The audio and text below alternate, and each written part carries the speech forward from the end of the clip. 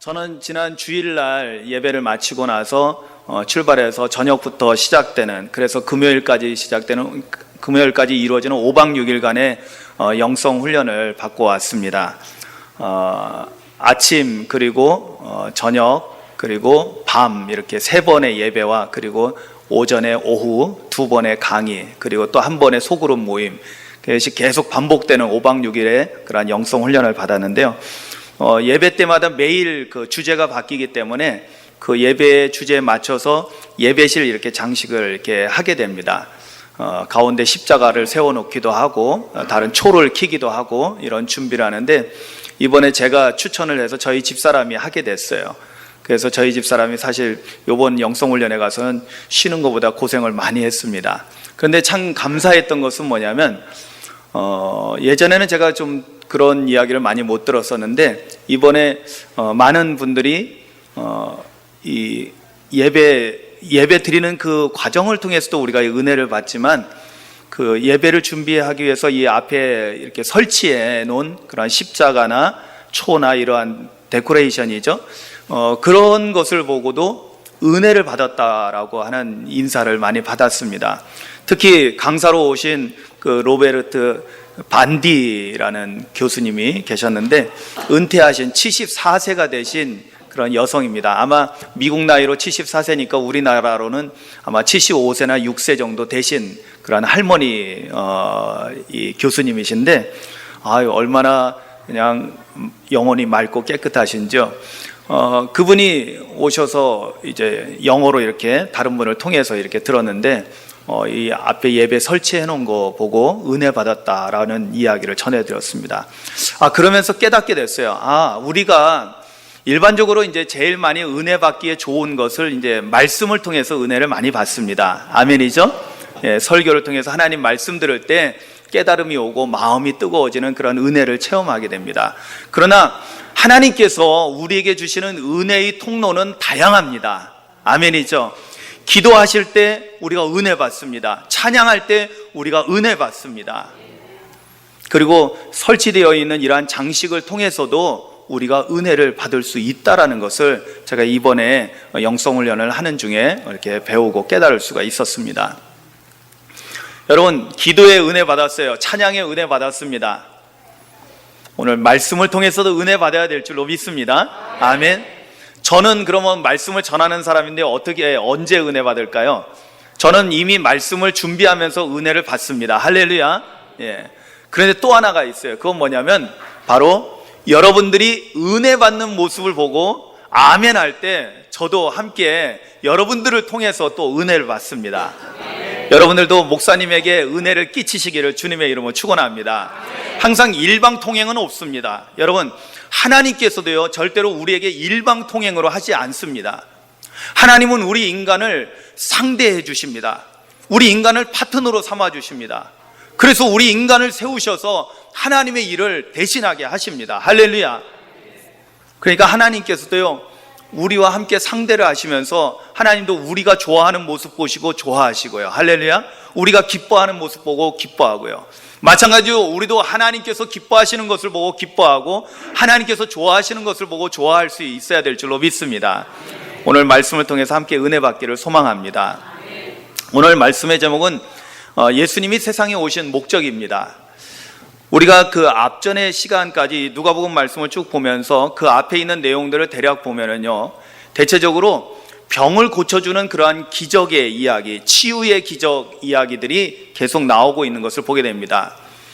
잘 알다시피 가버나움의 베드로의 장모가 되시는 그 장모님의 열병을 치료해 주시고요, 그리고 나병 환자를 치료해 주시고요, 그리고 중풍병자가 자기는 꼼짝 못하고 혼자 힘으로는 이렇게 움직일 수 없는데 4명의 친구가 들것을 메고 예수님을 만나러 가고, 사람들이 너무 많아서 문으로 들어갈 수 없으니까 지붕으로 올라가서 지붕을 뜯고 내려서 그렇게 함으로 인해서 예수님께서 그들의 믿음을 보시고 그 중풍병자를 고쳐주시는 그러한 놀라운 기적의 사건들을 우리가 앞에서 말씀들을 통해서 보았습니다.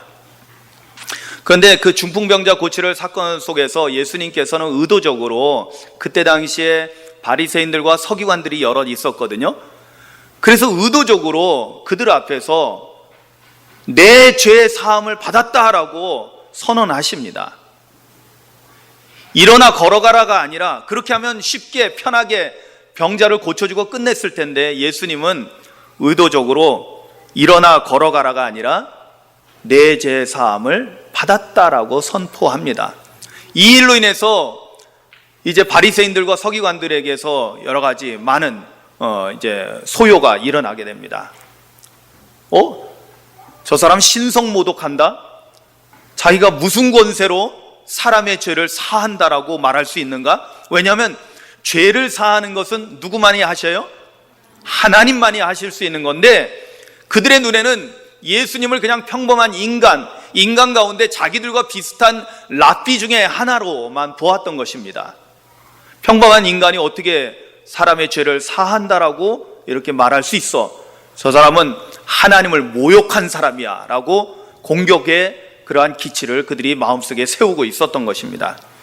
그러나 그 이야기가 오늘 본문을 통해서 이제 좀 더 구체화되게 됩니다.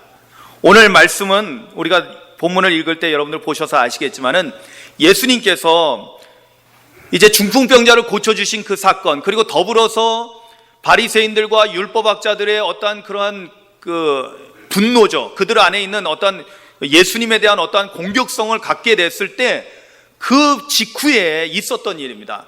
그 직후에 어떤 일이 있었냐면 예수님께서 밖에 나가셔서 세관에, 세금을 걷고 있는 세관에 앉아있는 세리 레위, 여기 누가복음에서는 레위라고 나와 있는데요, 이제 마태복음에서는 마태라고 나옵니다. 여러분 걱정할 거 없습니다. 여러분 사도 바울도 사울이라는 이름이 있고 바울이라는 이름이 있어요. 그런데 사울이 변해서 바울이 된 게 아닙니다. 바울은 헬라식 표현이고요, 사울은 이 유대인의 아람어 표현입니다. 그렇다면은 여기서도 레이는 유대인들이 부를 때 부르는 이름이고요, 마태는 헬라식 이름인 것입니다. 그래서 여기 마태가 바로 레이를 말하는 것입니다. 여기 레이가 바로 마태복음을 쓴 마태를 말하는 것입니다. 자, 세리 레이가 앉아 있는데 거기서 이제 세금을 걷고 있었죠. 여러분 당시 유대의 사회에서 가장 아주 이 죄질이 나쁜 그 유대인들은 그 바리새인들이나 율법학자들, 서기관들은요, 이 율법에 의거해서 정죄를 참 잘했어요. 그 사람이 병이 들었어요. 또 장애를 가지고 태어났어요. 그러면 뭐라고 하는 줄 아세요? 하나님의 벌을 받았어. 죄가 있기 때문에 벌 받은 거야 라고 하면서 병든 사람은 다 죄인으로 취급했습니다.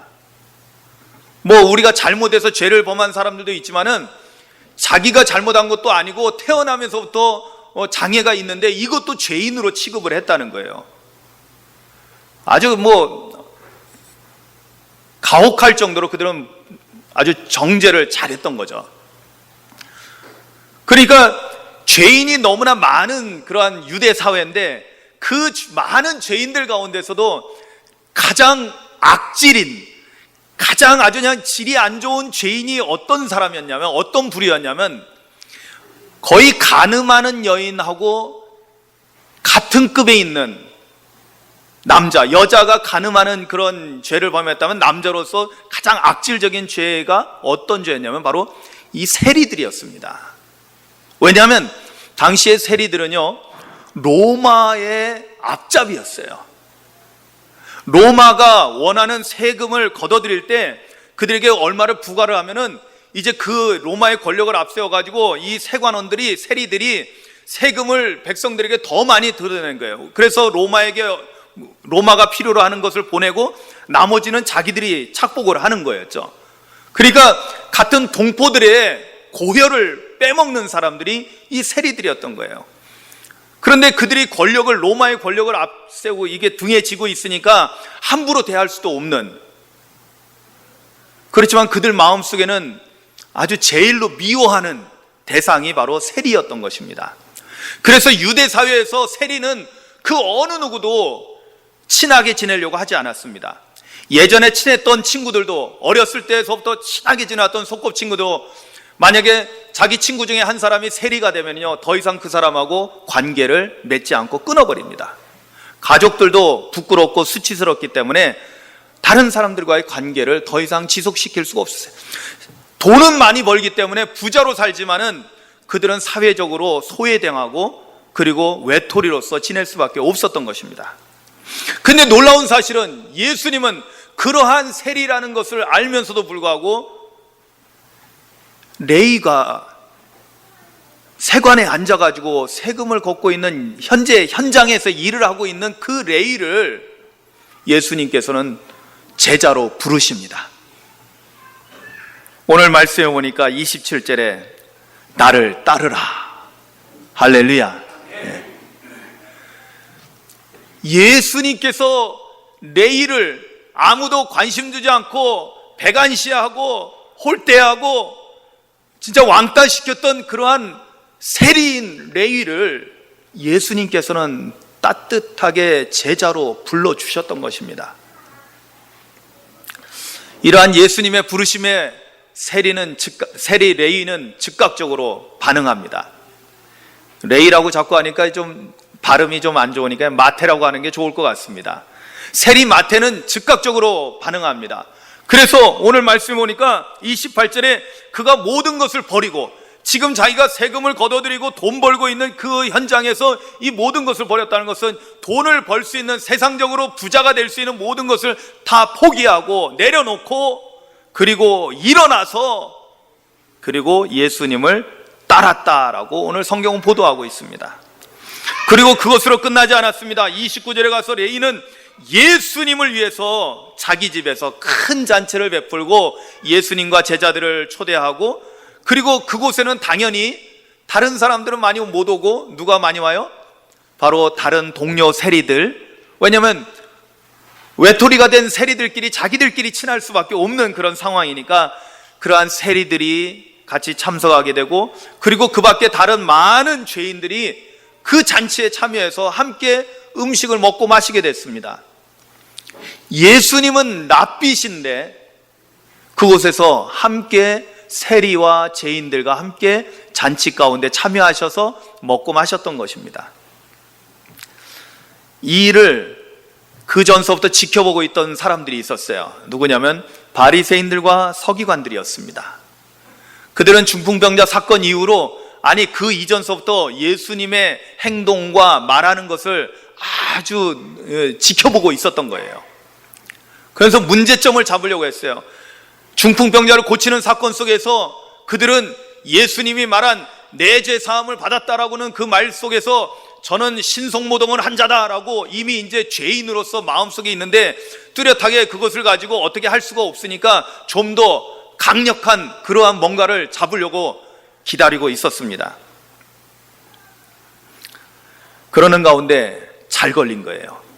왜냐? 당시에 유대인의 율법에 의하면 부정한 사람들과 함께 식사를 하게 되면 그 사람도 부정한 사람이 되는 거예요. 죄인과 함께 음식을 같이 먹고 오면은 똑같이 그 사람도 죄에 오염된다라고 생각을 했습니다. 여러분, 지금도요, 재미있는 것은 저희 지금 뉴질랜드에 있는 동서 목사님 가족이 저희 처형하고 조카들이 처음에는 이스라엘 선교사로 나가서 4년 동안 이스라엘 선교 사역을 했습니다. 그러니까 거기서 생생하게 제가 들었던 거죠. 그건 뭐냐면 그들은 지금도요, 우리는 유대인들에게 이방인이잖아요. 초대해서 친해져가지고 초대를 하지만 절대로 그릇을 같이 쓰지 않습니다. 이방인들이 먹은 그릇 유대인들은 절대 사용하지 않습니다. 자기네들이 먹는 그릇 이방인에게 절대 내주지 않습니다. 이방인들이 먹는 거는 이방인들 것, 유대인들이 먹는 건 유대인들 것. 절대로 섞질 않아요. 왜? 이방인은 부정하니까. 현대도 그러니 예수님 당시에는 어떻겠습니까? 그런데 예수님은 지금 세리들과 죄인들과 함께 음식을 먹고 마시고 하고 있었던 거예요. 그러니까 예수님에게는 직접 못하고 제자들에게 옆에서 조곤조곤 이야기합니다. 뭐라고 말씀합니까? 30절에 보니까 바리새인과 그들의 서기관들이 그 제자들을 비방하여 이르되, 제자들을 비방했다고 하지만 사실은 마태복음에 보면은 예수님을 비방한 거예요. 너희 선생은 왜 저러냐? 라고 제자들에게 말하고 있는 것입니다. 그 뭐냐면 너희는 어찌하여 세리와 죄인과 함께 먹고 마시냐? 이건 너희들 부정한 거 아니냐? 더러운 거 아니냐? 라고 지금 책망을 하고 있었던 것입니다. 그러나 이때 그들이 조곤조곤 얘기하고 있었지만 예수님은 그들의 마음도 알고 계셨고 그들이 뭐라고 말하는 것도 다 알고 계셨습니다. 그래서 예수님이 말씀하십니다.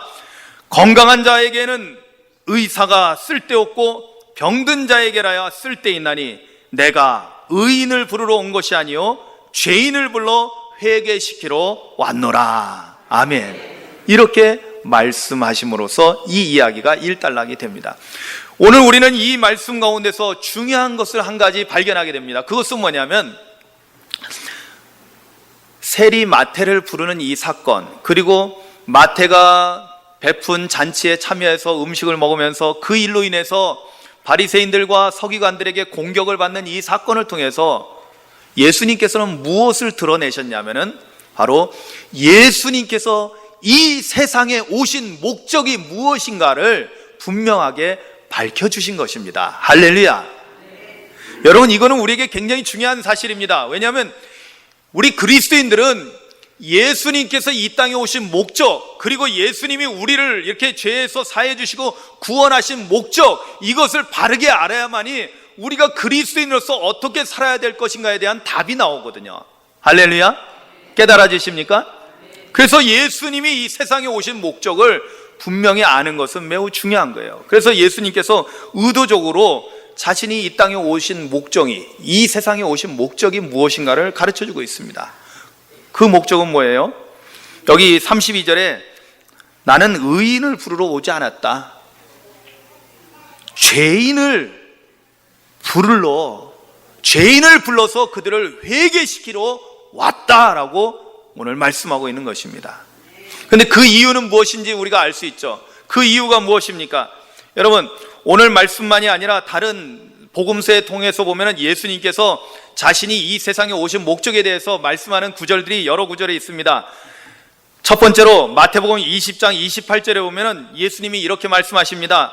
인자가 온 것은 섬김을 받으려 함이 아니라 도리어 섬기려 하고 자기 목숨을 많은 사람의 대속물로 주려 함이니라. 아멘. 인자가 온 것, 즉 예수님이 이 세상에 오신 이유, 목적이 뭐냐? 바로 자기 자신을 많은 사람을 위해서 대속물로 주기 위해서 왔다는 거예요. 여러분, 우리가 대속물이라는 이 표현을 아시죠? 대속물이라는 건 뭐예요? 어떤 사람이 죄를 지어서 죄값을 치러야 돼요. 그런데 그 죄값을 대신 치루어 주는 거예요.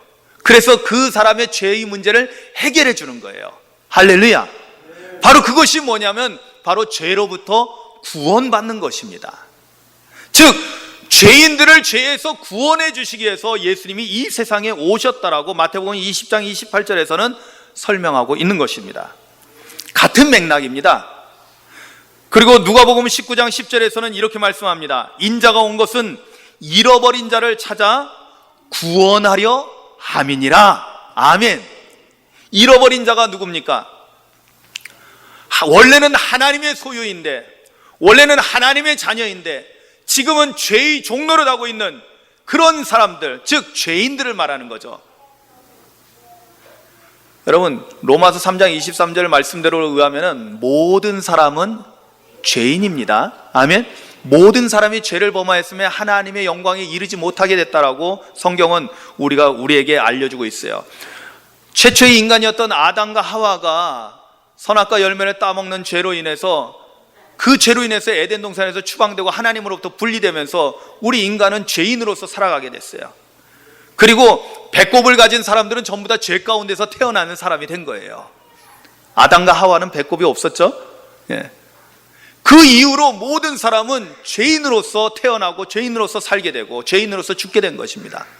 그런데 하나님께서는 이러한 죄인들, 잃어버린 자들, 예수 그리스도를 통해서 대속물로 내어줌으로 그들의 죄의 문제를 해결해 주심으로 구원하시기 위해서 예수님을 이 세상에 보내셨고, 예수님은 내가 온 것은 바로 나를 대속물로 줘서 잃어버린 자들, 죄인들을 대속하고 구원하기 위해서 왔다라고 그 목적을 말씀하고 있는 것입니다. 요한복음에서는 표현이 좀 다르지만은 이렇게 말씀합니다. 그러나 같은 의미입니다. 요한복음 10장 10절에 예수님은 이렇게 말씀합니다. 내가 온 것은 양으로 생명을 얻게 하고 더 풍성히 얻게 하려는 것이라. 아멘.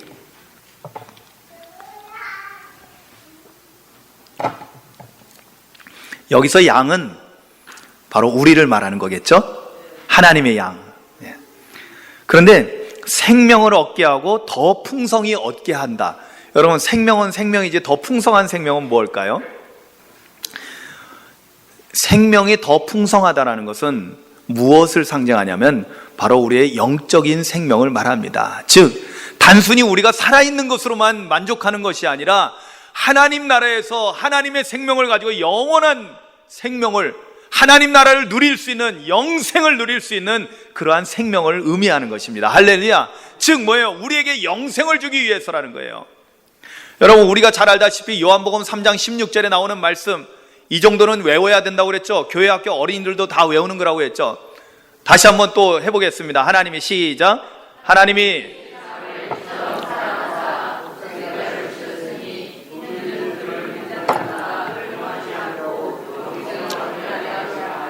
아멘.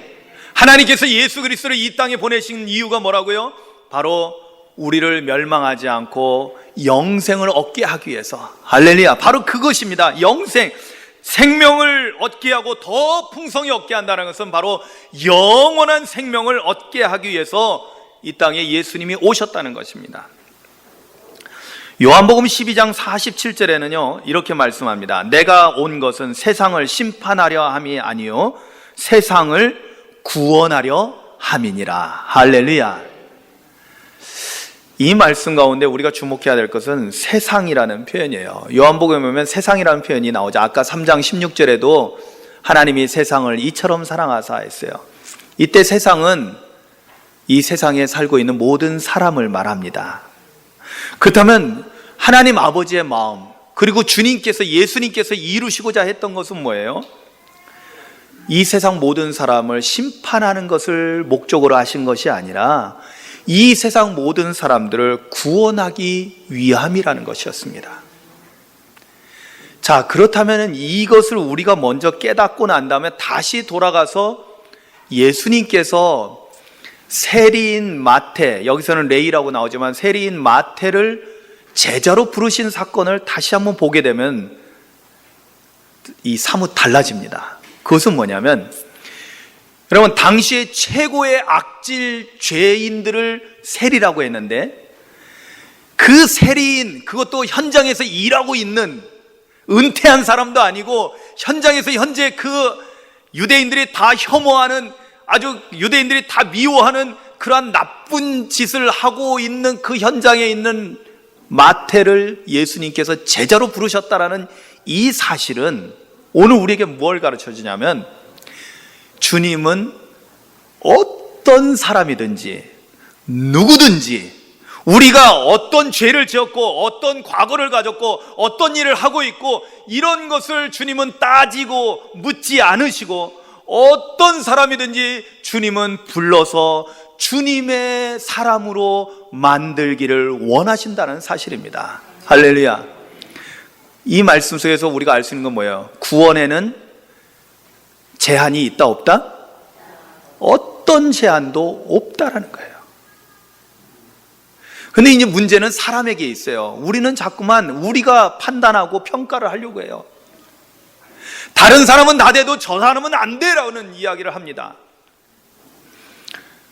여러분, 우리가 말씀을 들으면서 우리가 서로 사랑하라고 그랬지, 주님이. 그리고 또 베드로가 나에게 잘못한 사람 몇 번 용서해주면 되냐고 했을 때 7번이면 됩니까? 그랬을 때 주님은 70번씩 7번이라도 용서하라고 그러셨지. 주님께서 가르쳐주신 기도문을 우리가 늘 암송하라 하는데 저희는 찬양으로 하죠. 거기에 뭐라고 나와요?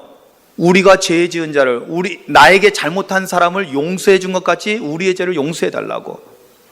1만 달란트 빚진 자의 비유를 통해서 우리가 알 수 있는 것은, 우리가 다른 동료들을 용서하지 않으면 우리도 하나님으로부터 용서받지 못한다라는 그 사실을 우리가 배워서 용서해야 된다는 것, 사랑해야 된다는 것은 우리가 알고는 있어요. 그래서 우리가 사랑하고 용서합니다. 그런데 문제가 있어요. 뭐냐면 다 내가 사랑하고 용서할 수 있는데 저 사람만은 안 된다는 거야. 저 사람만은. 아주 저 사람은 나한테 얼마나 상처를 주고 나한테 얼마나 못되게 했는지 다른 사람은 내가 다 용서할 수 있어도 저 사람은 용서 못해 라고 우리가 선을 거버린다는 것입니다. 여러분, 이거는 큰 잘못입니다. 왜냐하면 하나님께서는요, 우리를 구원하실 때 당시 유대사회에서 최고의 악질, 도저히 그때 당시 유대사회에서는 인간 취급도 안 하고 상대도 전혀 안 했던 그러한 사람조차도 예수님은 단지 죄에서 구원해 주신 정도가 아니라 예수님의 제자로 불러서 세워주신 거예요. 할렐루야. 그렇다면 누가 감히 우리가 주님이 택하신 사람을 저 사람은 죄인이야, 나쁜 놈이야 라고 판단할 수 있겠느냐, 이것입니다. 여러분, 절대로 우리가 판단하지 않기를 주님의 이름으로 축원합니다. 이 세상에서 아무리 악독하고 나쁜 사람이라 할지라도 그들도 다 그 안에 주님의 형상을 가진 자들입니다. 여러분들만 하나님의 형상을 가진 것이 아니라 내가 도저히 용서할 수 없다고 하는 바로 그러한 사람도 그 안에는 하나님의 형상이 있다는 것입니다. 그렇기 때문에 하나님께서는 그들도 구원하기를 원하신다는 거예요. 그들도 하나님의 자녀입니다. 아멘. 여러분, 세상에서 우리에게 욕하고 세상에서 우리를 핍박하고 하는 사람들이 많이 있다 해도요, 그들을 미움으로 악을 갚지 마시기 바랍니다. 그러면 우리 기독교인의 나은 것이 없어요. 그들을 어떻게 대하라고 했어요? 원수도 사랑하라고 했어요. 핍박하는 자를 위해서 사랑하는 마음으로 그들을 위해서 기도하라고 그랬어요. 할렐루야. 이게 기독교의 올바른 정신인 겁니다. 이것이 주님의 마음인 것입니다. 이것이 오늘 우리에게 가르쳐주고 있는 주님이 오신 목적에 합당한 것입니다. 자, 그런데 오늘 말씀으로 돌아와 보면 오늘 말씀에는 뭐라고 주님께서 말씀하셨냐면 나는 의인을 부르러 온 것이 아니라 죄인을 불러 회개시키러 왔다 그랬어요. 그 회개시키러 왔다는 거예요. 왜냐? 이 회개가 다른 구절에서 나오는 구원을 이루는 가장 중요한 단서거든요. 하나님은 우리를 죄에서 구원하시기 위해서 다 계획을 세우셨어요. 그것이 뭐예요? 하나님의 아들, 죄 없으신 예수님을 우리의 대속물로 십자가에서 내어주시는 것이었어요.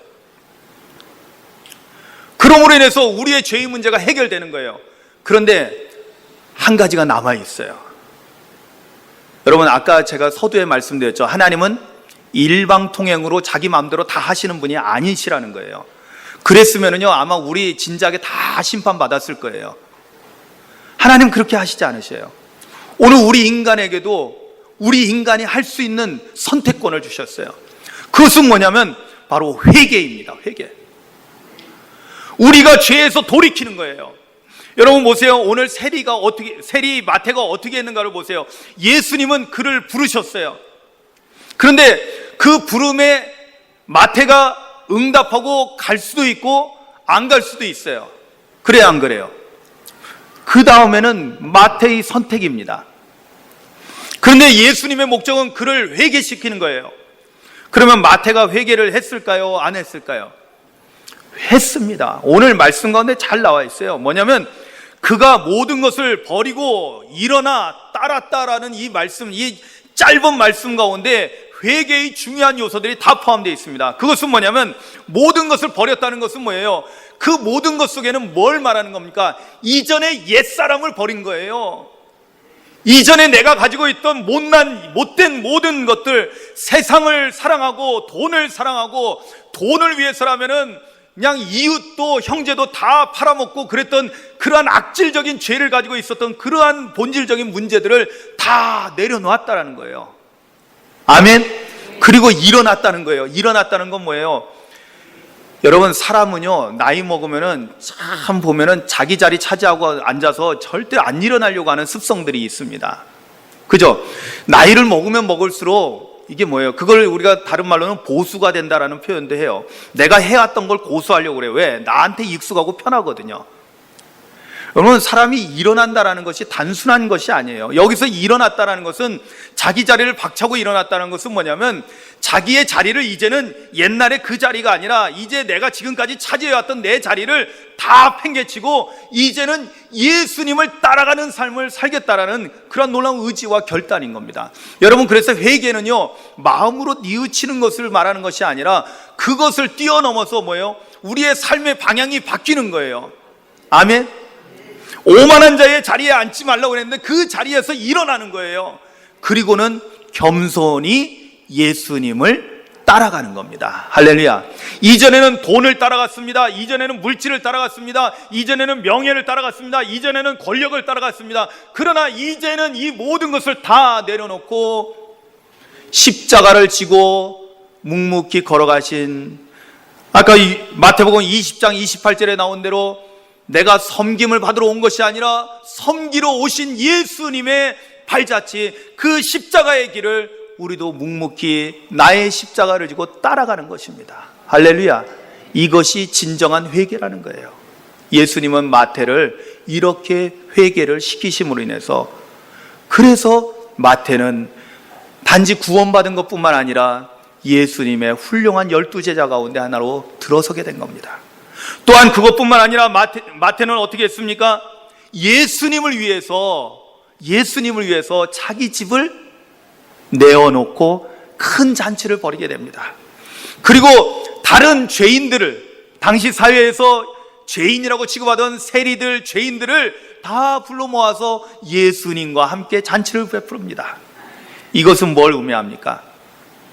이제는 예수님을 위한 삶을 살아가는 마태의 삶의 모습을 보여주는 것입니다.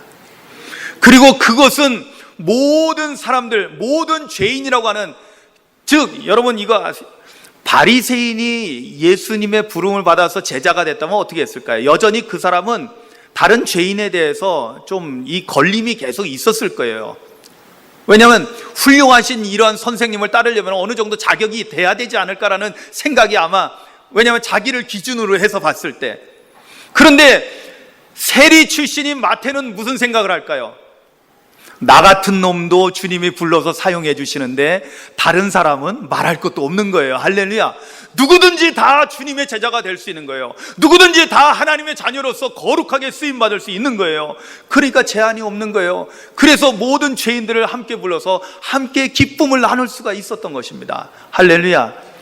저는 여기서 오늘 중요한 사실을 깨닫습니다. 그건 뭐냐면 오늘날 교회가 어때야 되느냐. 여러분, 오늘날 교회가 어때야 됩니까? 구원받은 사람들, 거룩한 사람들만 모여서 예배드리는 거룩한 장소입니까? 아닙니다. 오늘 마태가 자기의 집을 예수님을 위해 내어주었다는 것은 아마 교회의 원형적인 모습을 보여주는 것이라고 볼 수 있을 것입니다. 그곳에서 큰 잔치는 바로 예배입니다. 여러분, 원래 제사, 예배는 어떤 의미를 갖는 줄 아세요? 하나님과 함께 식사하는 겁니다. 여러분, 시내산에 올랐을 때 모세가 처음에는 혼자 올라가지만 나중에 보면은 70 장로들을 모시고 같이 올라가는 경우가 그 대목이 있습니다. 근데 그들이 올라가서 하나님 앞에서 뭐 했다고 나옵니까? 다른 거 없어요. 같이 먹고 마셨어요. 그게 뭔지 아세요? 그게 예배고 제사입니다. 하나님의 식사 시간이에요. 여러분, 제물이 뭐예요? 제사 때 드리는 제물이 뭐예요? 하나님 잡수시라고 드리는 거예요. 그리고 화목제 같은 경우는 제물을 드리는 사람과 가까운 친지들을 모아서 제사장들과 함께 그것을 함께 나누어 먹는 겁니다. 그래서 잔치인 거예요. 왜? 아무 때나 고기를 잡지 않았거든요. 가축은 정말 가족처럼 소중하기 때문에 아무 때나 잡아서 먹는 게 아니었어요.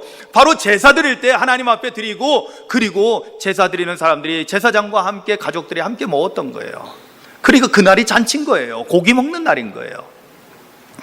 오늘 세리 마태의 집에서 잔치가 벌어졌다는 것은 바로 그것이 예배를 드리는 거예요. 그런데 어떤 사람들이 왔어요? 보니까, 상황을 보니까 거기에 바리새인들과 서기관들도 왔는데 꺼려서 아마 죄인들하고 같이 자기들은 먹지 않았던 것 같아요. 근데 지켜는 보고 있는 거야. 그러니까 제자들에게 막 비방하고 비난하는 거잖아요. 그런데 거기에는 세리들과 다른 많은 죄인들이 다 참석을 한 거예요. 할렐루야. 여러분, 교회는 모든 어떤 사람이든지, 여러분, 술이 고주망태가 된 사람, 깡패, 어떤 사람이든지 다 와서 하나님 앞에 예배 드릴 수 있는 공간이 되어야 한다는 것을 깨닫기를 주님의 이름으로 축원합니다. 왜냐? 예수님은 그런 사람들을 불러서 회개시키고 변화시켜서 하나님의 거룩한 사람으로 회복시키려고 이 땅에 오신 거거든요. 오늘날 교회가 그리스도의 몸인 교회인데, 오늘날 교회가 주님이 이 땅에 오신 목적을 제대로 이해하지 못하고 엉뚱한 짓 하고 있는 경우가 많습니다. 오늘 교회의 본질을 회복할 수 있는 우리 모두가 될 수 있기를 주님의 이름으로 축원합니다. 예수님께서 이 땅에 오신, 이 세상에 오신 목적을 바르게 알면은 내가 구원받은 것도 다 주님의 목적에 합당하게 했기 때문에 구원받은 거예요. 여러분, 지금 이 앞에 서 있는 저 자신도 여러분들은 모르죠. 저희 집사람도 잘 모를 거예요. 왜냐? 저희 집사람 만날 때, 제가 집사람 만날 때는 회개하고 좀 사람이 괜찮아진 다음에 만났거든요. 아마 그 전에 만났으면 저희 집사람이 저를 쳐다보지도 않았을 거예요. 저도 엄청난 죄인입니다.